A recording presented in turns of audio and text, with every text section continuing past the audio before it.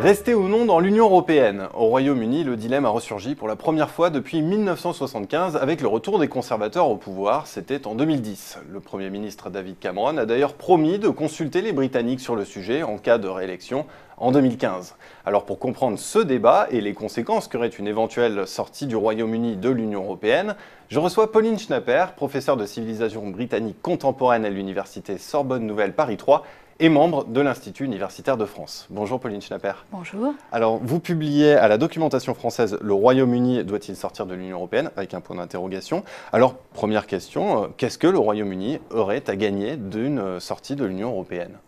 Alors là, je crois qu'il faut distinguer entre ce que disent ceux qui veulent sortir de l'Union européenne, qui vous expliquent qu'il y aurait toute une série d'avantages à cela, et puis la réalité. Le discours de ce qu'on appelle donc les eurosceptiques, à différents degrés, c'est qu'en sortant de l'Union européenne, les Britanniques n'auraient plus à contribuer au budget communautaire, n'auraient plus à subir les directives, la bureaucratie de Bruxelles et tout ce qu'elle impose aux entreprises, notamment britanniques, par exemple en matière de droit social. Les Britanniques n'auraient plus à payer pour la politique agricole commune, qu'ils ont toujours critiquée. Ils pourraient conserver, d'après eux, les avantages du marché unique, auxquels tous tiennent, sans en avoir les inconvénients. Et ils pourraient, en particulier aussi, signer des accords commerciaux avec d'autres pays tiers. Donc, dans cette vision, si vous voulez, il n'y aurait quasiment que des avantages. La réalité me paraît beaucoup plus à nuancer beaucoup.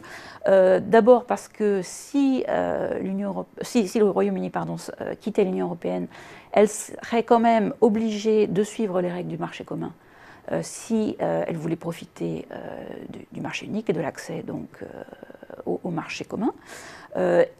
Il se retrouverait donc dans la situation de pays comme la Norvège, par exemple, ou la Suisse, qui, bien étant extérieurs à l'Union européenne, sont en pratique forcés de suivre les réglementations européennes, sans avoir pour autant la moindre influence sur elles, puisqu'ils sont extérieurs.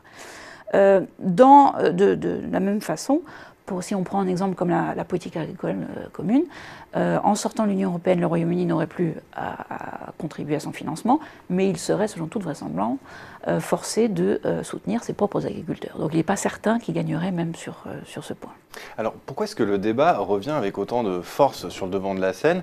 Vous le dites vous-même que c'est inédit depuis 1975, c'est-à-dire quasiment depuis l'entrée du Royaume-Uni dans l'Union européenne, c'était en 1973, je le rappelle. Absolument. Alors, c'est le résultat de facteurs à la fois internes et européens. Il y a eu depuis Maastricht, disons depuis les années 90, des évolutions dans l'intégration européenne dont les Britanniques se sentent de plus en plus étrangers, auxquels ils se sentent de plus en plus étrangers. Il y a eu la monnaie unique, auquel ils ne participent pas, l'union politique, même si elle reste à bien des égards théorique. Les élargissements, les Britanniques les ont toujours soutenus, mais disons qu'il y a eu une accélération du processus d'intégration qui les inquiète. Il y a eu par ailleurs la crise de l'euro et la crise des dettes souveraines qui a convaincu beaucoup de Britanniques que vraiment la monnaie unique ne pouvait pas fonctionner en Europe. Donc ça, je dirais, c'est pour des facteurs externes.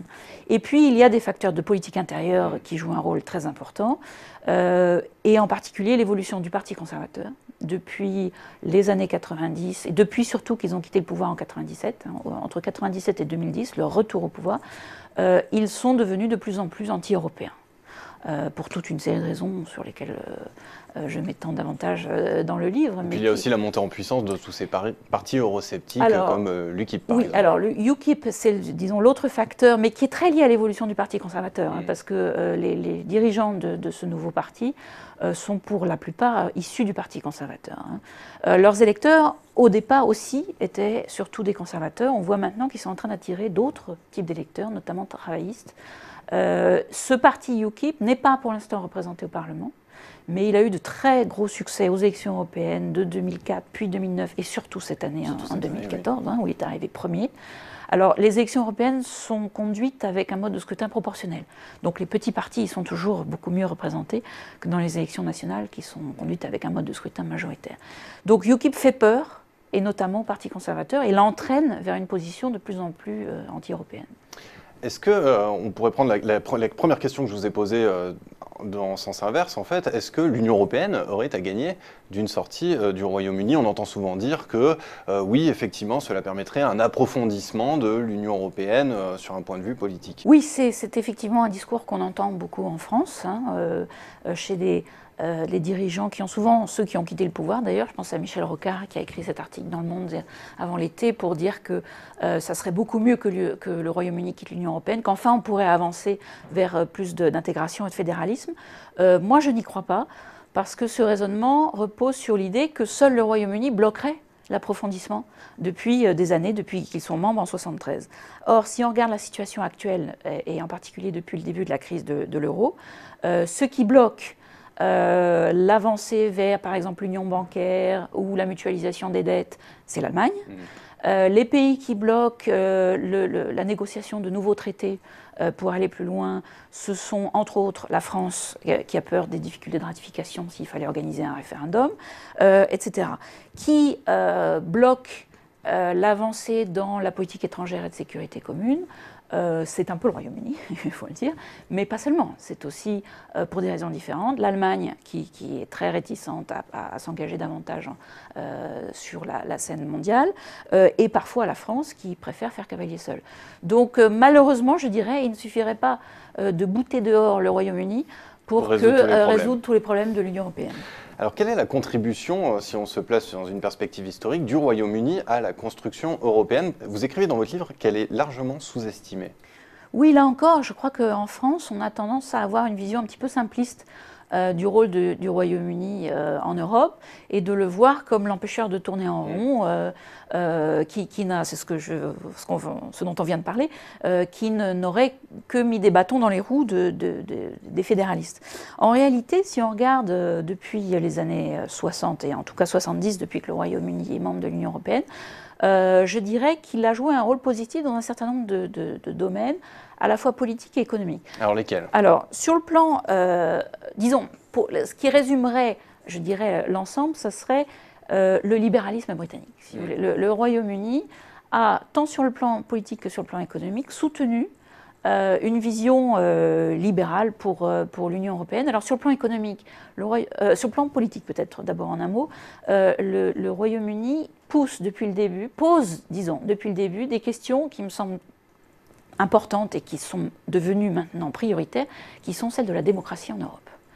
Comment est-ce qu'on fait au niveau européen une démocratie légitime aux yeux de ses citoyens, qui ne soit pas fondée sur l'État-nation?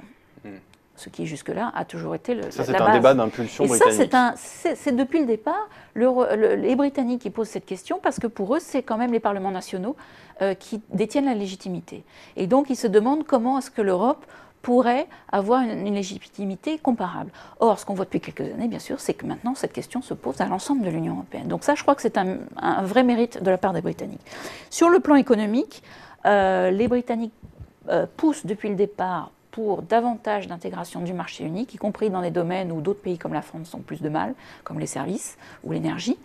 La libéralisation des services, c'est vraiment quelque chose qui pousse depuis les années 80, hein, depuis Thatcher. Le marché unique, donc, d'une façon générale. Et puis, enfin, troisième domaine, l'élargissement. Depuis le départ, les Britanniques... Vous rappeliez tout à l'heure que c'était eux qui avaient encouragé l'élargissement vers l'Est. Absolument. Avec dès la fin des années 90, dès la chute du mur de Berlin, Thatcher d'abord, puis John Major ont dit les pays de l'Est font partie de l'Europe et il va falloir les faire entrer dans ce qui était encore la CE.